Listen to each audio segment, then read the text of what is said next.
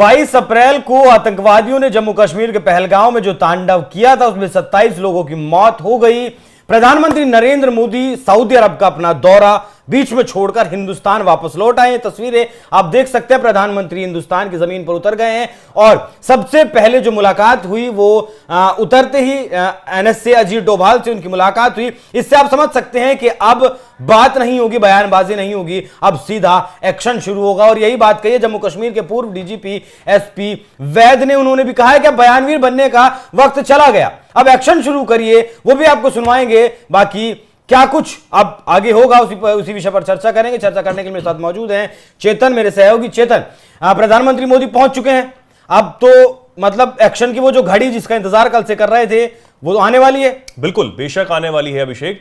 और प्रधानमंत्री का आप चेहरा देखिए, उनकी चेहरे की गंभीरता ये दिखाती है, उतरा हुआ है चेहरा। बिल्कुल, ये दिखाती है कि जम्मू कश्मीर के पहलगांव में जो कुछ हुआ है उसका खामियाजा उन आतंकियों को भुगतना होगा और उन आकाओं को भी भुगतना होगा जो पाकिस्तान में बैठकर जिन्होंने ये सब करवाया है। चाहे वो सैफुल्ला हो, चाहे लश्कर का कोई भी आतंकी हो, सबको भुगतना होगा। पाकिस्तानी आर्मी, आईएसआई, हुकूमत जो भी इसके पीछे थी, सबको भुगतना होगा। चाहे वो भारत में स्लीपर सेल्स के रूप में बैठे हुए वो दुश्मन हो या फिर पाकिस्तान में बैठे हुए दुश्मन हो, सबकी कमर टूटने वाली है। बस थोड़ा और इंतजार करिए।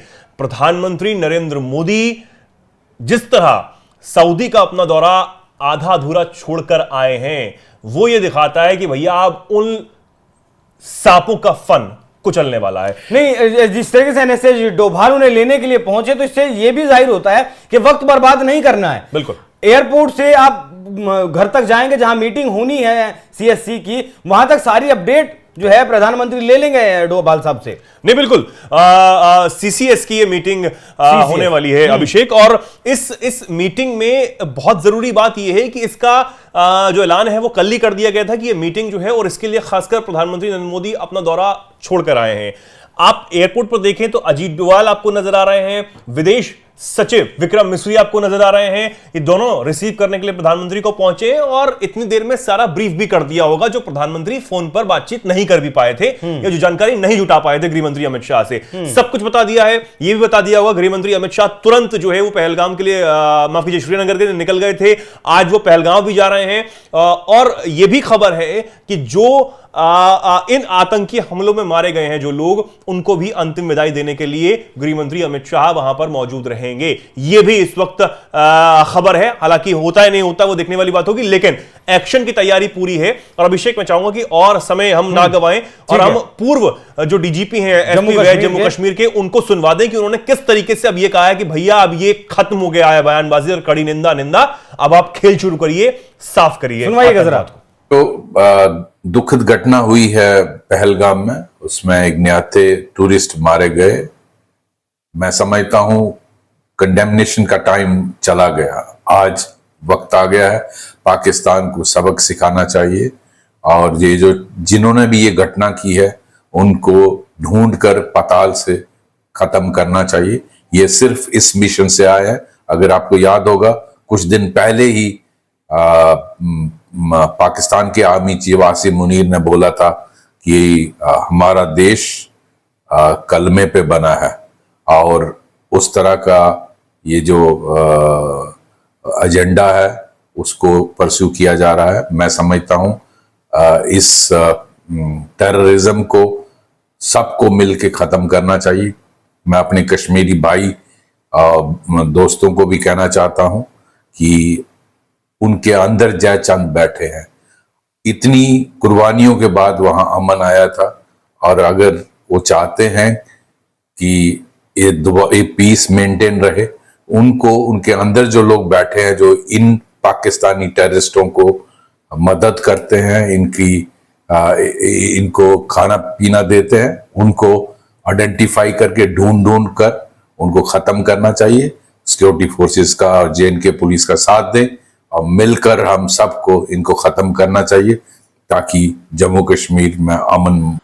चेतन, बहुत गंभीरता से मैं आपसे जानना चाहूंगा कि अब किस तरीके का इलाज जरूरी है जो आइंदा इस तरीके की कायराना हरकतें ना हो।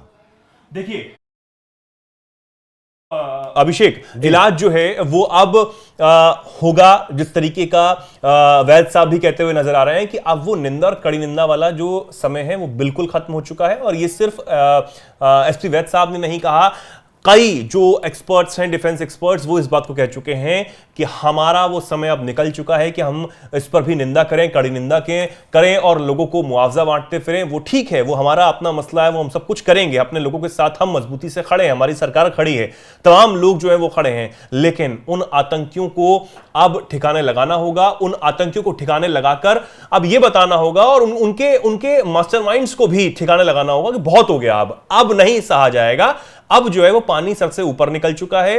अब हमारी जो सबसे बड़ी मांग यही है कि हम प्यादों को ना छेड़ें, प्यादे तो अपने आप गायब हो जाएंगे, सीधा ठोकें तो मास्टरमाइंड्स को ठोकें, टॉप लीडर्स को ठोकें, ताकि ये जो पूरा रोज रोज का ये जो नाटक है वो खत्म ही हो जाए। और ये तभी होगा जब आप पाकिस्तान में घुसकर पीओके को खाली कराएंगे, जब आप पाकिस्तान में घुसकर उन सभी चीजों को नेस्तनाबूद करेंगे, तबाह करेंगे जो भारत के लिए घुसपैठ करने की कोशिश जहां से होती है, भारत के खिलाफ साजिश रचने की जो कैंप्स वहां पर चलाए जाते हैं, उनको आप 2 बार तो नेस्तनाबूद कर चुके हैं, लेकिन शायद उतने में काम बन नहीं पाया है। बिल्कुल। अब आपको और बड़े लेवल पर उस पर काम करना होगा। ठुकाई तो चल भी रही है, वैसे जो भारत के आतंकवादी हैं वो लगातार पाकिस्तान में मारे जा रहे हैं। कोई अज्ञात बंदूकधारी आता है, उनको उनके घर के बाहर, मस्जिद के बाहर या सड़क के चौराहे पर वो ठोक कर चला जाता है, लेकिन उसके बावजूद भी ये बाज नहीं आ रहे हैं। नहीं, देखिए, अब ये जो पहलगाम में आतंकी हमला हुआ है, इसको हम समझें तो ये आतंकी हमला की आप टाइमिंग देखिए। ये आतंकी हमला ऐसे समय में होता है जब प्रधानमंत्री सऊदी अरब में होते हैं। ये आतंकी हमला ऐसे समय में होता है जब हम देखते हैं कि कश्मीर में लगातार जो इंफ्रास्ट्रक्चर है वो बढ़ता हुआ नजर आ रहा है। ठीक है। लोग बहुत सुविधाजनक तरीके से, चाहे दिल्ली हो, मुंबई हो, किसी भी राज्य से बहुत सुविधाजनक तरीके से कश्मीर तक आप जा पा रहे हैं। ट्रेन वहां पर चल रही है, चलाने की बात हो रही है, ब्रिजेस जो है वो बन रहे हैं। मतलब लाखों करोड़ों का जो इन्वेस्टमेंट है वो सरकार ने जम्मू कश्मीर के क्षेत्र में किया है। तो आप उन लोगों को डराना चाहते हैं। दूसरी बात ये कि एक्सपर्ट्स की मैं पढ़ रहा था, एक्सपर्ट्स के जो बयान सामने आते हैं वो ये कहते हैं कि इस तरह जो टूरिस्ट हैं उनको निशाना नहीं बनाते हैं अमूमन, अगर हम देखें ओवरऑल बहुत ज्यादा टेररिस्ट जो हैं, लेकिन वो यहां पर नाम पूछकर जब निशाना बना रहे हैं तो वो सीधे तौर पर हिंदू मुस्लिम करवाना चाहते हैं। नाम पूछकर गोली मारने का मतलब क्या है? क्या दिखाना चाहते हैं कि आप हिंदू हैं, आप मुसलमान नहीं है, ठीक है गोली मार दो। यही तो उस महिला का बयान सामने आया कि मेरे पति से पूछा गया, उसके सामने कहा गया कि ये मुस्लिम नहीं लग रहे हैं, गोली मार दो। गोली मार दी मेरे पति को, हम जो है वो कुछ खा पी रहे थे, यही हुआ था। तो आप यही जो घाटी में हिंदू मुस्लिम वाली जो चीजें हैं उसको भड़काने की कोशिश ऐसे प्यादों की तरफ से की जा रही है, ऐसे कायरों की तरफ से की जा रही है, और वो कहीं ना कहीं सफल होने की जो कोशिश है वो करते हुए नजर आ रहे हैं। लेकिन ऐसे ही लोगों का फन कुचलना है, उससे पहले उन तमाम स्लीपर सेल्स को कुचलना होगा, उनको बिल्कुल तबाह कर देना होगा, जमीन में गाड़ देना होगा, जो भारत में बैठकर, भारत में खाकर, भारत का सब कुछ जो इस्तेमाल कर गाते पाकिस्तान के हैं और पाकिस्तान से आने वाले घुसपैठियों की मदद करते हैं। आप उनको तोड़िए तो ये जो नेटवर्क है वो जब टूटेगा तो वो भागते फिरेंगे, बिलबिलाते फिरेंगे, और जब वो बिलबिलाते फिरेंगे तो आपको ठोकना बहुत आसान हो जाएगा, आपको ढूंढना नहीं पड़ेगा, आपको पता होगा कहां है, ठोक के खत्म करो। बिल्कुल, यही अब जो है इसी चीज की जरूरत है सबसे बड़ी, कि अब बातचीत का रास्ता तो पहले भारत जो है बंद कर चुका है डिप्लोमेटिक तौर पर, लेकिन अब पीओके, जिस तरीके से चेतन ने कहा कि आतंकवाद जो पनप रहा है पीओके में, वो वाकई में अब खाली कराने की जरूरत है। अगर वो खाली नहीं करवाया जाता है तो हिंदुस्तान इसी तरीके के हमले देखता रहेगा। इससे पहले हमने पुलवामा देखा, 40 जवान उसमें शहीद हुए। अब हमने पहलगाम देखा, यहां 27 लोग मारे गए, इसमें लेफ्टिनेंट भी शामिल थे, आईबी के अधिकारी भी शामिल थे। तो ये अब हिंदुस्तान को खुद आत्ममंथन करने की जरूरत है कि हम क्या हैं और हमारे साथ ये चिंदी जैसे देश क्या कुछ कर रहे हैं। चेतन, बहुत बहुत शुक्रिया चर्चा में जुड़ने के लिए। दर्शकों, आपको चर्चा कैसी लगी कमेंट कर जरूर बताइएगा। नमस्कार।